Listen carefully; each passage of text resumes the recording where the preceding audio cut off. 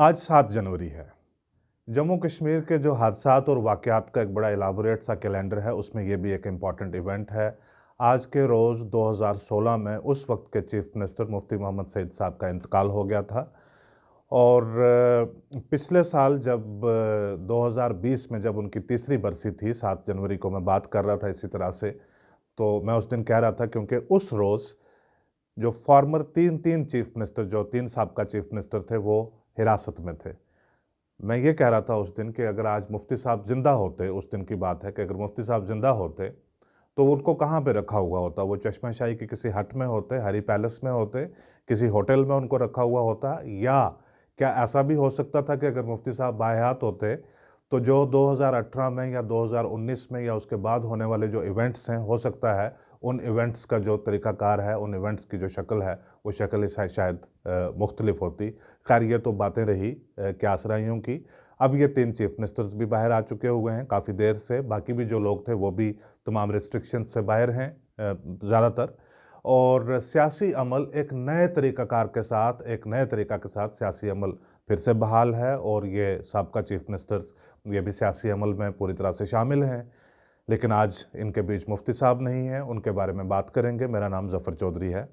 यूँ तो जो मुफ्ती साहब का सियासी सफ़र है और उनका जम्मू कश्मीर की सियासत के ऊपर ख़ास करके जो इम्पैक्ट, और मुल्क की सियासत के ऊपर भी एक बहुत तरीके के साथ उनका इम्पैक्ट रहा, उसके ऊपर एक पूरी किताब लिखी जा सकती है। शायद मैं भी किसी ऐसे अमल में शामिल हूँ, इस वक्त मसरूफ़ हूँ।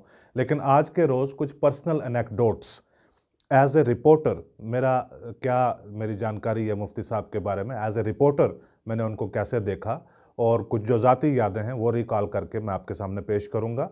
असल में जो जर्नलिस्ट्स होते हैं, इनको एक प्रिविलेज हासिल होती है पूरी दुनिया में कि पॉलिटिशियंस को बहुत नज़दीक से एग्जामिन करने का मौका मिलता है। पॉलिटिशियंस की ज़िंदगी वैसे तो आवाम के सामने होती है, लोग तज्जिया करते हैं, लेकिन जर्नलिस्ट को कुछ थोड़ा ज़्यादा एक्सेस हासिल हो जाता है उनके नज़दीक इवेंट्स वगैरह अटेंड करते करते, कि वो ज़्यादा नज़दीक से देख पाते हैं और अपनी असेसमेंट दे सकते हैं। तो इसके चलते बहुत सारे जर्नलिस्ट्स ने दुनिया भर में, जो पॉलिटिशियन जिनके नज़दीक उन्होंने काम किया, उनके बायोग्राफिकल अकाउंट्स लिखे। बहुत सारे जर्नलिस्ट्स ने पॉलिटिशियंस की जर्नीज़ और उनके काम के इम्पैक्ट के बेसिस के ऊपर जो तब्दीलियाँ सोसाइटीज़ में आई, उनके ऊपर भी किताबें लिखीं। मुफ्ती साहब के ऊपर भी ऐसी शायद कोई लिखी जा रही होगी। लेकिन एज़ ए रिपोर्टर मैं कैसे जानता था मुफ्ती साहब को, मैं वो बताऊंगा। मैं नाम बड़ा सुना हुआ था मुफ्ती साहब का, मैंने खास करके 80s के डेकेड में मैंने बड़ा नाम सुना हुआ था उनके, और उनके ड्राइवर के किस्से, श्रीनगर शहर के वगैरह वगैरह। ये बहुत सारी चीज़ें जितनी उस वक्त 10-12 साल के बच्चे को जितनी समझ आ सकती है, इतना मैंने बहुत सुना हुआ था। लेकिन पहली बार मुझे उनकी शक्ल देखने का मौका कब मिला है, वो था 1989 में। गालिबन ये मिड ऑफ दिसंबर रहा होगा। मेरी कुछ तबीयत अच्छी नहीं थी और मुझे वालिद साहब दिल्ली लेकर गए, और जब वहाँ से मुझे एग्जैक्टली याद है कि चांदनी चौक से वीडियो कोच बस जो है वो भरी जाया करती थी जम्मू के लिए। उस वीडियो कोच बस में बैठने से पहले मैंने देखा कि नीचे कोई अखबार फरोश था, वो अखबार बेच रहा था, तो मैंने वहाँ से एक अखबार उठा ली। उस अखबार के फ्रंट पेज के ऊपर एक तस्वीर थी, ब्लैक एंड वाइट एक तस्वीर थी। उसमें मुफ्ती साहब ने अपनी बेटी को गले के साथ लगाया हुआ था, और वो था रूबिया सईद किडनैपिंग का केस। रूबिया रिलीज़ हो चुकी थी शायद उससे पहले दिन। ये मेरे ख्याल से 14 या 15 दिसंबर 1989 की बात रही होगी। वो था जब मैंने पहली बार देखा था फ़ोटो में कि मुफ्ती सईद साहब की शक्ल जो है वो किस किस्म की है।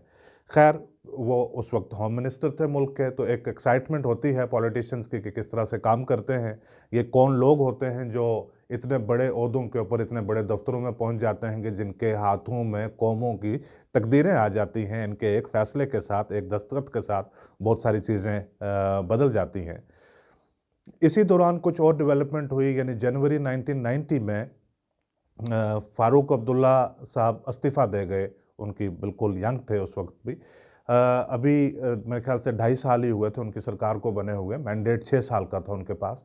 वो इस्तीफ़ा दे गए, और कहा यह गया कि उन्होंने, मुफ्ती साहब ने बतौर होम मिनिस्टर वहाँ से जगमोहन साहब को गवर्नर लगाया जम्मू कश्मीर का, और ये बात फ़ारूक अब्दुल्ला को कतई पसंद नहीं थी। उन्होंने कहा कि ये ऑर्डर रिकॉल कर लो आप जगमोहन का, वरना मैं इस्तीफ़ा दे दूंगा। उन्होंने ऑर्डर नहीं रिकॉल किया, तो इन्होंने इस्तीफ़ा दे दिया। अभी हम हाल में देखते हैं, मैंने महमूदुर रहमान जो उस वक्त के चीफ सेक्रेटरी थे, उनकी किताब पढ़ रहा था, तो वो कह रहे थे कि फ़ारूक अब्दुल्ला ने जब देखा, देर रात तक उन्होंने इंतज़ार किया कि नहीं उन्होंने रिकॉल किया है जगमोहन की अपॉइंटमेंट का ऑर्डर, तो उन्होंने सुबह 4 बजे महमूदुर रहमान को अपने घर बुलाया और अपने इस्तीफ़ा के कागज़ दिए। उन्होंने कहा कि ये जाकर राजभवन में दे आओ, और वो राजभवन में गए। तब जगमोहन आए सुबह 10 बजे से, एक स्पेशल फ़्लाइट से, स्पेशल हेलीकॉप्टर से आए, तो उन्होंने हल्फ लिया। उसके बाद 90s के डेकेड में जो है, जब जगमोहन के आने के बाद यहाँ पे सूरत हाल हुई, उसके बाद एक गवर्नर आए, दूसरे आए, तो 90s के डेकेड में कुछ माहौल इस तरह से बना, खास करके जब 95 में पहली बार फ़ारूक अब्दुल्ला साहब ने 4 साल के बाद एक पूरे जम्मू कश्मीर का दौरा लगाया, तो उस बार उस पर रेडियो पे या मुख्तलिफ जगहों पे अखबारात में जितनी भी दस्तयाब हमें हो सकती थी, उसमें वो एक बात हर जगह करते थे कि मुफ्ती सईद ने गलत किया जम्मू कश्मीर के लोगों के साथ। ये सारे जो हालात बिगड़े, ये मुफ्ती सईद की वजह से बिगड़े, क्योंकि उसने जगमोहन को भेजा था। मैं बाद में एक और किताब पढ़ रहा था, इंद्र कुमार गुजराल की किताब है, वो थे वीपी सिंह की गवर्नमेंट में, वो भी मिनिस्टर थे।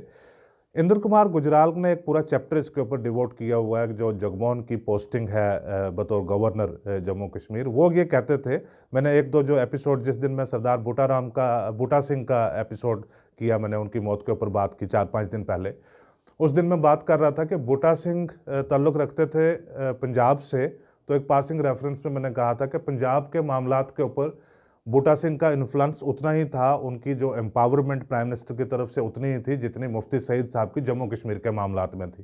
कहने का मतलब ये कि ना बूटा सिंह को पंजाब के मामलात में कंसल्ट किया जाता था, तो ना मुफ्ती साहब को जम्मू कश्मीर के मामलात में कंसल्ट किया जाता था। गुजराल जो उनके कैबिनेट कलीग हैं, वो कहते हैं कि वीपी सिंह के घर पे एक पूरी रात मीटिंग चली, फिर उन्होंने कहा सुबह 5 बजे अपने जो कैबिनेट कलीग थे 2-3, उनको बोला कि आप घर जाइए और फ्रेश होकर नाश्ता वाश्ता करके वापस आइए, 8:30 बजे हम मीटिंग दोबारा रिज्यूम करेंगे। ये जो 2-3 दिन की सारी डिस्कशन चल रही थी जगमोहन को गवर्नर लगाने की, तो गुजराल कहते हैं कि इस दौरान मुफ्ती सईद उसमें शामिल थे ही नहीं।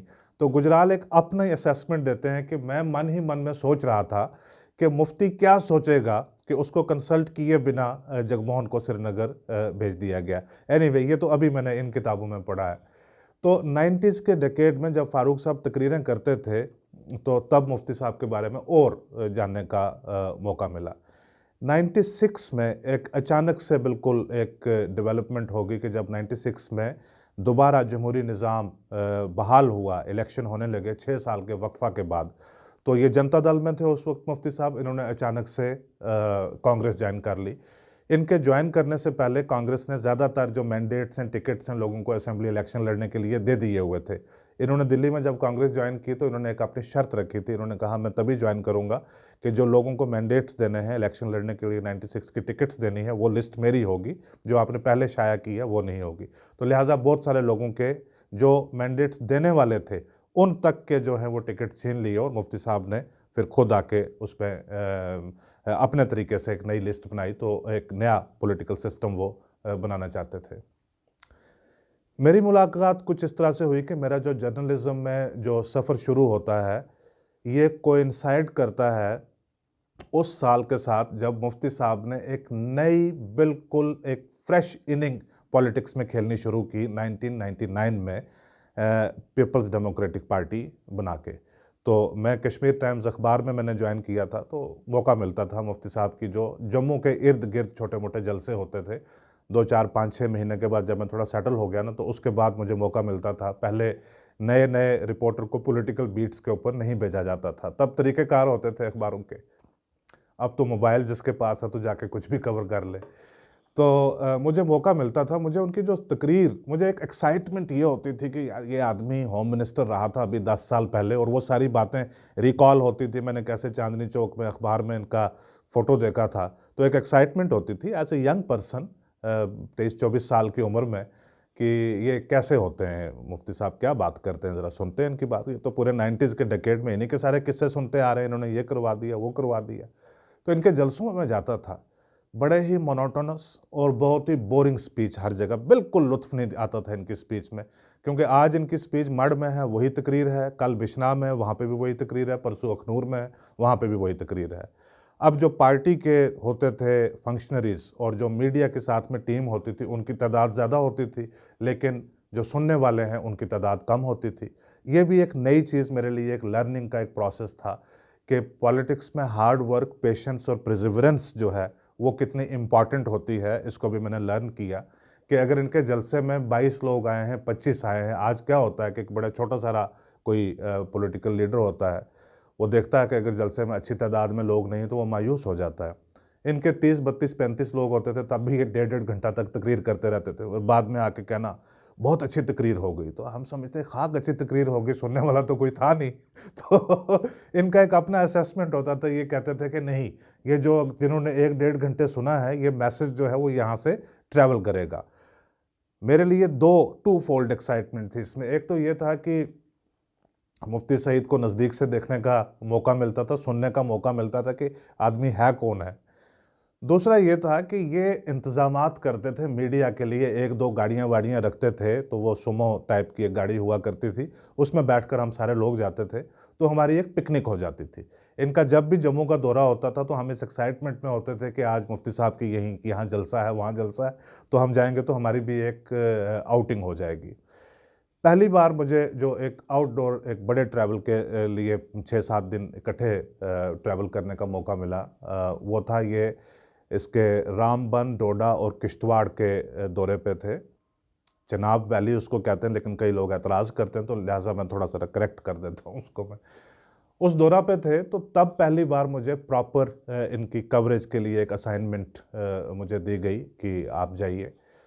मैं गया, सबसे पहले रामबन में इनकी एक मीटिंग थी। रामबन में मैंने मीटिंग वो जलसा किया, इन्होंने बड़ा वही तकरीर, मुझे पद्मनाभ भान ने ये कहा कि बोली से नहीं, गोली से नहीं, बोली से बात बनेगी। फिर मैंने वाजपेयी जी को ये कह दिया, फिर उसके बाद मुशर्रफ ने वहाँ से ये कह दिया, आधी बात यहाँ से वाजपेयी की, उसको वहीं काट के उसके साथ मुशर्रफ की। वो आपको पूरी तकरीर सुननी पड़ती थी, क्योंकि वो आधे आधे सेंटेंस जो है वो छोड़कर ऐसे हुआ ना कि भी थ्रेड्स जो है वो ऐसे बिखेर देते थे, फिर लास्ट में उनको इकट्ठा करते थे। अगर तब तक आप में पेशेंस बची हुई है तो जो सेंट्रल मैसेज उसमें से निकल सकता तब जाके आपको मिलता था। अगर आपने पेशेंस बीच में ही लूज कर दी है तो यू वुड नेवर अंडरस्टैंड कि मुफ्ती सईद क्या कहना चाहते थे। वही तकरीर जो जम्मू में होती थी, कहीं पे भी होती थी, सांबा में होती थी, वही तकरीर रामबन में भी। तो हम आपस में गपशप किया करते थे कि मुफ्ती साहब की जो रिपोर्टिंग करनी है, जो कवरेज करनी है, उसमें ज़्यादा एफर्ट लगाने की ज़रूरत नहीं है।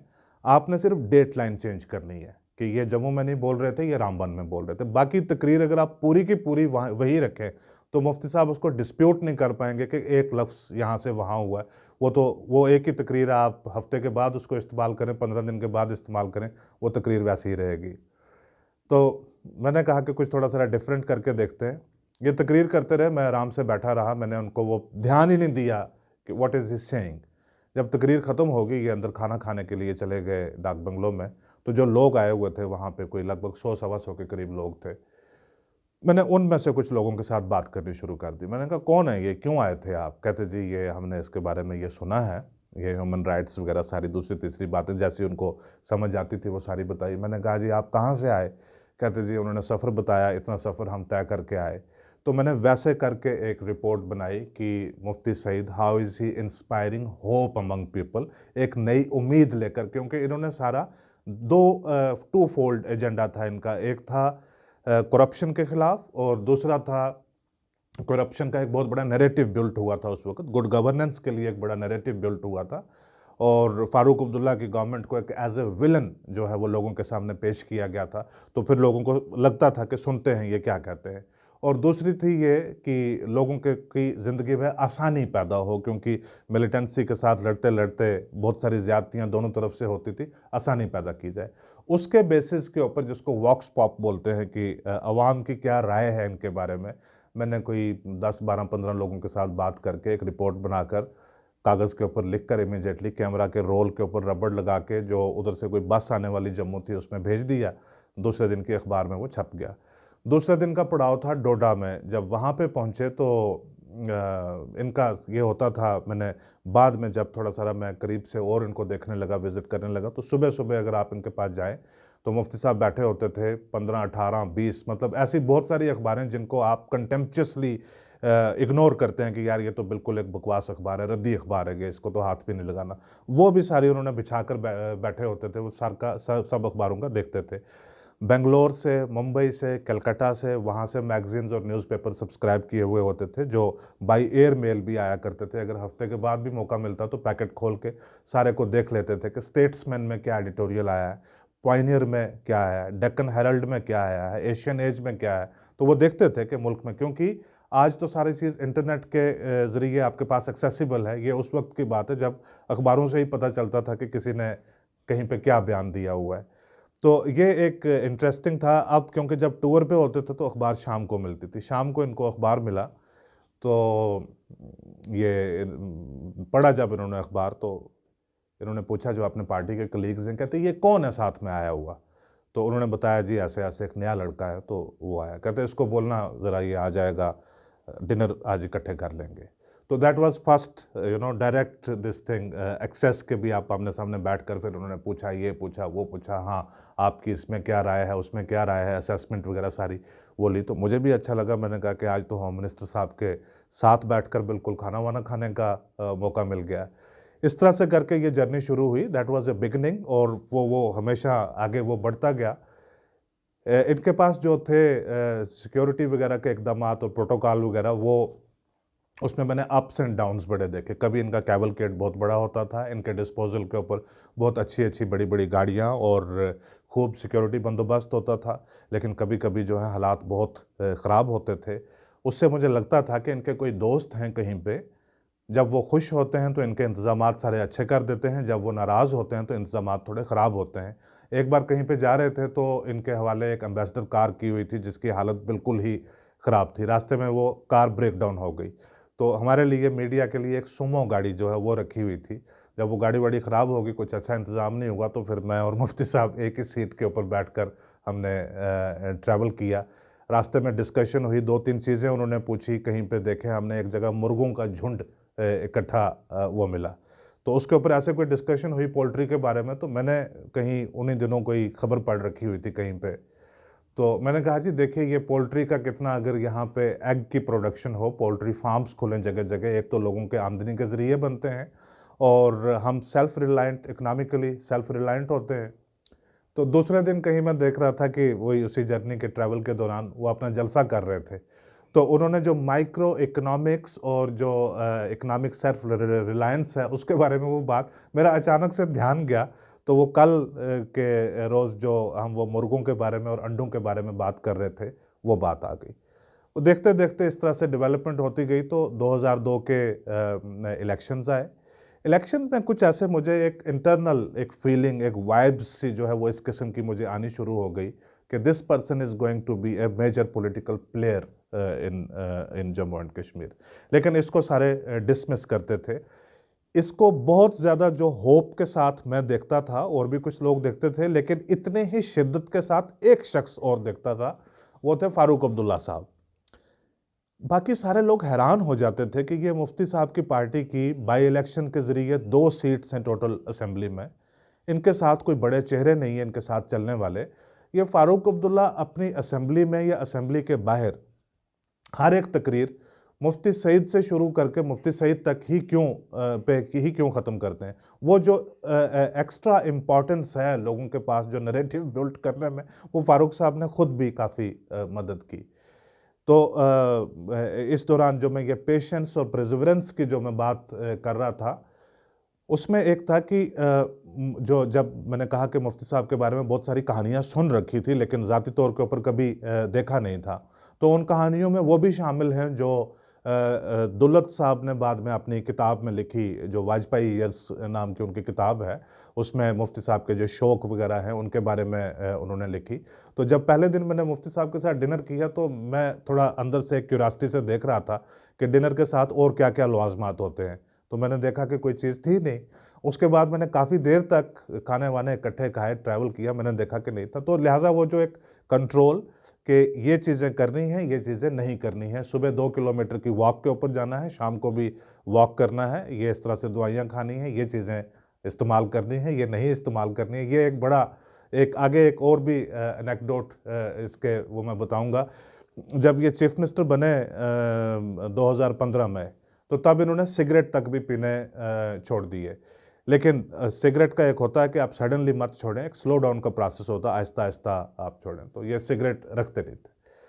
वो जो सिक्योरिटी वाले लड़के थे जो इनके साथ जो एक अमला होता है एसएसजी का, तो उनमें कोई 2-4 ऑफिसर्स हैं, वो पॉकेट में सिगरेट रख लेते थे, कहीं पे कुछ मीटिंग की, कुछ किया तो लंच के बाद कभी एक सिगरेट ले लेते थे। तो मैंने कभी एक इसी डिपार्टमेंट के कोई ऑफिसर थे, उनके साथ बात बात चल रही थी किसी वक्त पे, तो मैंने कहा मुफ्ती साहब ने तो काफ़ी सिगरेट विगरेट भी बंद कर दी हैं आप। कहते हैं हाँ, खुद कम कर दी है उन्होंने, लेकिन उनके साथ जो सिक्योरिटी बंदोबस्त ड्यूटी में जो ऑफिसर्स होते हैं उन्होंने उनको उनकी आदत लग गई है सिगरेट पीने की। तो मैंने कहा क्यों? कहते हैं वो खाना खाने के बाद ऐसे इशारा करते हैं, तो वो भी सिगरेट निकाल के देता है हाथ में। कहते हैं वो बहुत सारे लड़कों ने पॉकेट में पैकेट्स रखे हुए होते हैं, तो उनको आहिस्ता आहिस्ता आदत पड़ गई। एनीवे, गोइंग बैक टू 2002, जो हार्ड नेगोशिएशन उन्होंने 16 सीटों के ऊपर की और एक कश्मीर के सेंटिमेंट को सेंट्रलाइज करके किस तरह से रखा, हीलिंग टच उन्होंने कहा कि इसकी कश्मीर में ज़रूरत है। उन्होंने इस चीज़ को एक एकेडमिक तरीके के साथ, एक थ्योरेटिक तरीके के साथ, उन्होंने एक कन्विंसिंग तरीके से के साथ उन्होंने एक्सप्लेन किया कि कश्मीर की सेंट्रलिटी जो है वो जम्मू कश्मीर में किस तरह से है। 16 सीटें उनकी, 20 कांग्रेस की थी, 5 लोगों ने बाद में ज्वाइन किया था और उसके बाद 13-14 और इंडिपेंडेंट लोग थे, वो सारे एक तरफ, उनका रुझान सबका कांग्रेस की तरफ। उनमें से सिर्फ एक ही आदमी था जिसने पीडीपी को ज्वाइन किया था, मंजीत सिंह। बाकी सब लोग कांग्रेस की तरफ रुझान था। बावजूद उसके मुफ्ती साहब बाजी मार गए। अब जब चीफ मिनिस्टर कोई बन जाता है और आप वही तवक्कात रखें कि जैसे आप पहले आराम से एक ही गाड़ी में ट्रैवल किया करते थे, होटल के लॉन में बैठकर खाना खाया करते थे या इस तरह से किया करते थे, तो वो possible, you have to understand कि चीफ मिनिस्टर के कुछ अलग रिक्वायरमेंट्स होती हैं। तो वो एक बीच में गैप आया। इस चलते इस दौरान क्या हुआ कि जब 2 नवंबर 2002 को ये चीफ मिनिस्टर बने, मैंने देखा कि चीफ मिनिस्टर बनने के बाद इन्होंने लगभग ऑन ए डेली एवरेज एक ऐसी मीटिंग या ऐसी कोई हिदायत या ऐसा कोई प्रोसेस जो है एडमिनिस्ट्रेशन का, वो ऐसा ज़रूर किया है जो बिजली की सप्लाई में सुधार के रिलेटेड हो। वो चाहे किराया वसूल करने का हो, मीटर लगाने का हो, ट्रांसमिशन एंड डिस्ट्रीब्यूशन लॉसेस को रिड्यूस करने का हो, या किसी भी तरीके से जो पावर सेक्टर में रिफॉर्म्स के रिलेटेड कोई ना कोई एक्टिविटी इनकी डेली होती थी। ये मैंने 15 दिन में मैं भी देखता था कि चीफ मिनिस्टर के प्रायोरिटी सेक्टर्स, प्रायोरिटी एरियाज़ क्या हैं, क्योंकि ये नवंबर में बने, विंटर का ऑनसेट होता है, बिजली की बड़ी मारामारी होती है। आज देख लीजिए कश्मीर में और जम्मू के पहाड़ी इलाकों में किस तरह से, बल्कि जम्मू के शहर में लोग किस तरह से बिजली की वजह से हाहाकार हो रही है। तो वो एक बात चलती थी कि आप आएँ और आते-आते आप एक ऐसी चीज़ के बारे में हर रोज़ कुछ ना कुछ करना शुरू कर दें, जो लोगों के साथ डायरेक्टली डेली बेसिस के ऊपर इम्पैक्ट करती है। लोगों को भी अच्छा लगता है कि भई हाँ, ये आदमी को बड़ा दर्द है हमारा इन लीडर साहब को। 15 दिन, 20 दिन, 25 दिन, 30 दिन, इसी तरह से ये सारा चलता रहा। करते-करते 40 दिन हो गए। इस दौरान मेरे हाथ एक कागज़ चढ़ा, जिसमें, क्योंकि रोज़ बात होती थी, लोग बिजली के किराए नहीं देते, ये होता, वो होता। मेरे हाथ में एक कागज़ चढ़ा। कुछ मुख्तलिफ चीज़ें थी कि ऐसे कौन-कौन से बड़े लोग हैं जिन्होंने बिजली के किराए नहीं भरे हुए। जैसे आजकल नहीं होता कि रोशनी की लिस्ट छापो, इसकी लिस्ट छापो, उसकी लिस्ट छापो, सरकारी बंगलों में लोग बैठे हुए हैं, उनकी लिस्टें छापो। तब ये होता कम था, लेकिन वो बाई चांस मेरे हाथ में आ गई चीज़, मैंने देख ली। तो उसमें मैंने देखा कि एक मुफ्ती साहब का भी नाम था और इनका जो है 1,04,000 रुपये का बिजली का किराया कई सालों का वाजिबुल अदा था। मैंने स्टोरी कर दी, मैंने लिख दिया उसके ऊपर कि भी एक तरफ तो मुफ्ती साहब ने पावर रिफॉर्म्स के ऊपर इतना वो कर रहे हैं, तो दूसरी तरफ ये इस तरह से कर रहे हैं। जब वो स्टोरी एडिटर के पास गई, उन्होंने एक गौर की, उन्होंने मेरे साथ एक बात की कि आर यू श्योर कि ये बात ऐसे ही है? मैंने कहा हाँ जी, मेरे इसके कागजात हैं। मैं पूरी तरह से श्योर नहीं था कि ये स्टोरी मेरे नाम से जानी चाहिए या नहीं जानी चाहिए, क्योंकि चीफ मिनिस्टर, और फिर बाद में देखा चीफ मिनिस्टरों का खौफ किस किस्म का होता है, और अगर आप चीफ मिनिस्टरों को क्या, कि अगर आप किसी तहसीलदार को भी नाराज़ कर दें तो उसका कितनी आपको कीमत चुकानी पड़ सकती है। मैं एक ये एडवेंचर करना चाहता था, तो लेकिन मैं पूरा यकीन नहीं था कि स्टोरी मेरे नाम से जानी चाहिए नहीं। मैंने स्टोरी दे दी, एडिटर को लगा कि ये स्टोरी अच्छी है। जब अच्छी स्टोरी होती है तो उसको रिवॉर्ड किया जाता है, रिपोर्टर का नाम दिया जाता है। हर स्टोरी के ऊपर रिपोर्टर का नाम नहीं होता है। मेरे नाम से वो स्टोरी छप गई।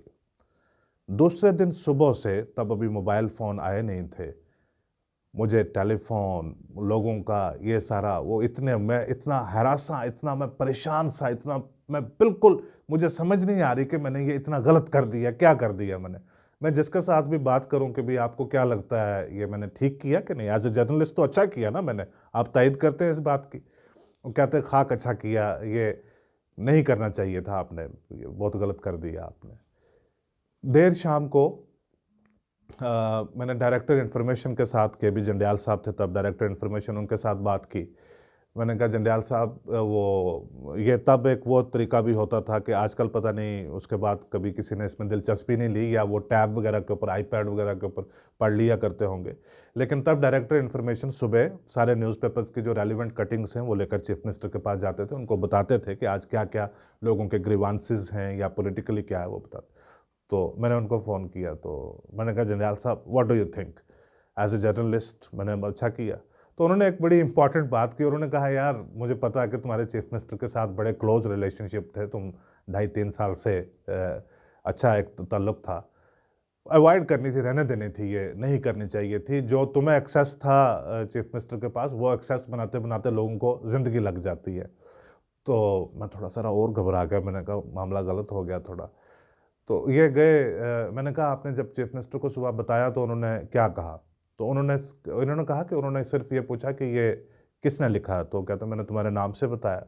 तो मैंने यहाँ से कहा कि इसकी कोई क्लैरिफ़िकेशन या कोई रिबटल या कुछ तरदीद वग़ैरह करनी है, तो उन्होंने ऐसे करके कहा, उन्होंने कहा कि नहीं, ये मैं खुद ही देख लूँगा मैं। मुझे घबराहट थोड़ी ज़्यादा हो गई कि पता नहीं, अब जब इसका क्लैरिफ़िकेशन भी नहीं आया, कुछ भी नहीं आया, क्योंकि ये मैंने डायरेक्टर इन्फॉर्मेशन को देर रात कोई 9:30 पौने 10 बजे मैंने फ़ोन किया। तब तक सारे प्रेस नोट्स जो हैं वो गवर्नमेंट के आ चुके हुए थे और किसी में इसका ज़िक्र नहीं था। दूसरे दिन मैं अब ये, क्योंकि फ़िलवाक़या मैं ईमानन बता रहा हूँ कि मैं डर गया हुआ था थोड़ा। दूसरे दिन मैंने एक डिप्टी कमिश्नर पावर होते थे यहाँ पे, जिगमत नामग्याल उनका नाम था, उनको फ़ोन किया मैंने। ये कि शायद जिगमत नामग्याल को इस किस्म की क्लैरिफ़िकेशन दें कि भी वाक़ई ही जो आप कह रहे हो वो ठीक है, या वो ये कहें कि ये नहीं, क्योंकि वो एक प्रोटेक्टेड पर्सन थे और ये बिल शायद उन्होंने ज़ाती तौर के ऊपर नहीं पे करना था, ये सिक्योरिटी रिलेटेड एक्सपेंडिचर में जो होम डिपार्टमेंट है उसको कवर करना था। मैंने फ़ोन किया, उनके जो ऑपरेटर या पीए वगैरह जो भी होंगे, उन्होंने फ़ोन उठाया। मैंने इस तरह से कहा मैं जर्नलिस्ट हूँ, बात करना चाहता हूँ। उन्होंने फ़ोन कनेक्ट कर दिया अंदर। वो शायद उनके दफ़्तर में बहुत ज़्यादा कोई गहमा-गहमी, कोई डिस्कशन चल रही थी, तो उन्होंने फ़ोन की रिंग बजी, उठाया ही नहीं, उठा के रिसीवर साइड के ऊपर रख दिया। वो रिसीवर साइड पे रख दिया तो मैं 5, 7, 10 मिनट इंतज़ार करता रहा कि ये बात करेंगे। उस इंतज़ार के दौरान उनके कमरे के अंदर जो सारी कन्वर्सेशन हो रही थी, वो सुन ली मैंने सारी। उसमें इतनी हीटेड एक्सचेंज ऑफ आर्ग्यूमेंट्स हो रहा था, पूछा जा रहा था कि ये किसने पब्लिकली ये चीज़ किसने बाहर लाई है, ये किसने कहा है कि इनके फलां जगह रेज़िडेंस है और उसका इतना बिल जो है ये वाजिबुल अदा है, इसके ऊपर बहुत बहस-मुबासा हो रहा था। वो रखा, तो अब मैंने ये बात मज़ीद किसी के साथ शेयर नहीं किया, मुझे पता था कि इसमें कुछ ना कुछ होने वाला है, लेकिन अब मैंने खामोशी के साथ अपना काम करना शुरू कर दिया। कोई भी घंटी बजती थी फ़ोन की या दफ़्तर में कोई आता था, तो मैं ध्यान से देखता था कि कुछ मामला अब होने वाला तो नहीं है, as a consequence of that story. 4-5 दिन के बाद मुफ्ती साहब के सगे भाई, वो हमारे दफ़्तर में आए और मुझे रिसेप्शन से कोई 2 बार उन्होंने कहा कि एक बुज़ुर्ग आदमी है, 2-3 बार तुम्हारे लिए पूछ कर गए। वो आए तो उन्होंने मेरी जेब में डाला 1,04,000 रुपए की ट्रेजरी की रिसीप्ट। तो वो मैंने देखी, तो वो मैंने देखा कि उन्होंने वो बिल पे कर दिया हुआ था। बिल पे करके तो वो लाए। ये एक बड़ी इंटरेस्टिंग, मैंने ये बाद में कई बार मैंने इसके बारे में लिखा और कई बार इसको कंपेयर किया कि जैसे एक बार मैंने राइज़िंग कश्मीर में आर्टिकल लिखा उमर अब्दुल्ला साहब के टाइम, शायद 2010 दिसंबर की बात है ये। कई महीनों तक उन्होंने राइज़िंग कश्मीर की एडवर्टाइज़मेंट ही सस्पेंड कर दी। एक और अखबार में भी लिखा था, उनको भी जो है उन्होंने कहा कि ये ध्यान रखना, ये दोबारा नहीं होना चाहिए वरना ये हम सस्पेंड कर देंगे। और भी बहुत सारे ऐसे मेरे पास एनेक्डोट्स हैं, मुझे यादें हैं कि चीफ मिनिस्टर्स किस तरह से रिएक्ट किया करते थे। This was a very pleasant experience जो मैं बहुत लोगों के साथ में शेयर करता रहता था। ये सिलसिला बहुत लंबा है, इसके ऊपर बात करते-करते जो है मैंने कहा कि एक बुक लेंथ चाहिए इन सारी चीज़ों को रिकैप्चर करने के लिए। लेकिन टुवर्ड्स द कंक्लूजन कि जो आखिरी एक वो मैं ये चीज़ आउट ऑफ इमेजिनेशन थी, आउट ऑफ थिंकिंग थी, आउट ऑफ कॉन्टेम्पलेशन थी कि किसी वक़्त में पीपल्स डेमोक्रेटिक पार्टी और बीजेपी का आपस में एक अलायंस हो सकता है। मैंने तो सोचा नहीं था, लेकिन बाद में मैंने ध्यान से जब मैंने सारी चीज़ों को, सारे वाक़यात को, सारे इंसिडेंट्स को मैंने रिकॉल किया, तो तब मैंने ये असेसमेंट अपने बारे में की कि यार मैं कितना